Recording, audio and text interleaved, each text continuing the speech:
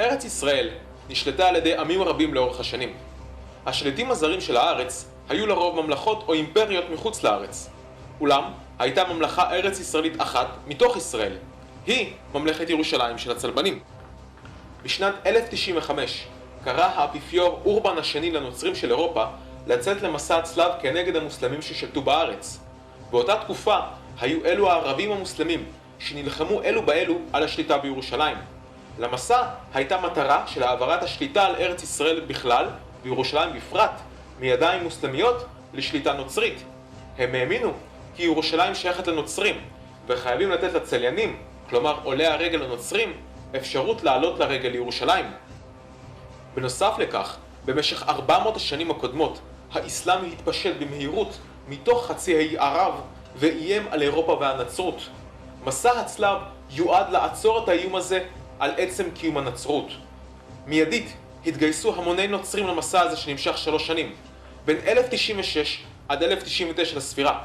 כ-30,000 לוחמים נוצרים, רובם פשוטי עם, יצאו למסע. בדרך הם ערכו טבח ופוגרומים ביהודים של אירופה. על כך הצלבנים ראויים לגנאי. במהלך המסע הצלבנים כבשו שטחים רבים לאורך החוף, בשטחי סוריה, לבנון וישראל של היום. ביולי 1099 הם כבשו את ירושלים, ערכו טבח גדול בתושבי העיר והפכו את הר הבית על מסגדיו המוסלמיים לכנסיות ומקום דת נוצרי.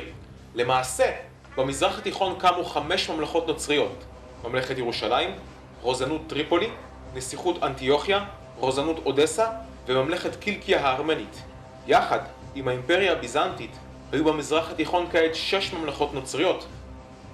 אולם הממלכות המוסלמיות סביב לחצו בהתקפות על הממלכות הנוצריות.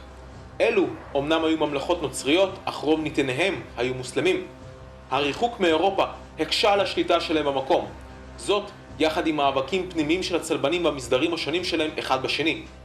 מוסלמי אחד בשם סלאח א-דין אל-איובי הכריז על מלחמת דת בצלבנים כדי לקדם את מטרתו האישית. בשנת 1187 נערך על יד הכנרת קרב קרני חיטין, בו הצלבנים הובסו קשות ואיבדו את רוב צבאם. קשה לתאר עד כמה הקרב הזה משפיע על גורל המזרח התיכון וארץ ישראל במיוחד. הוא אחד מאותם אירועים בודדים אך רבי משמעות ביותר להיסטוריה האנושית. בעקבותיו סלאח א-דין כבש את ירושלים ודחק את הצלבנים לחוף. מסעות צלב נוספים יצאו מאירופה כדי לעזור לאחיהם הנוצרים. המפורסם בהם היה המסע הצלב השלישי, בשנים 1190 עד 1192, בו השתתף ריצ'רד לב הארי המפורסם. המסע היה כישלון. הצלבנים לא הצליחו להחזיר את ירושלים משליטתם, והם המשיכו להחזיק בנקודות ספורות בארץ, בעיקר לאורך החוף, כשהעיר עכו משמשת כבירה של ממלכה. לאחר המלחמות נגד האיובים, ואז מלחמות נגד הממלוכים, המשיכו הצלבנים לאבד את אחיזתם בארץ. ובשנת 1291, בעקבות המצור על עכו, נפלה העיר והצלבנים איבדו את אחיזתם במזרח התיכון. כך תמה השליטה הנוצרית על המרחב למשך 700 השנים הבאות, עד בוא האימפריה הבריטית. ממלכת ירושלים הייתה פרק מדהים בהיסטוריה של העולם. ארץ ישראל נשלטה על ידי נוצרים, והאסלאם נדחק אחורה אל מול אירופה.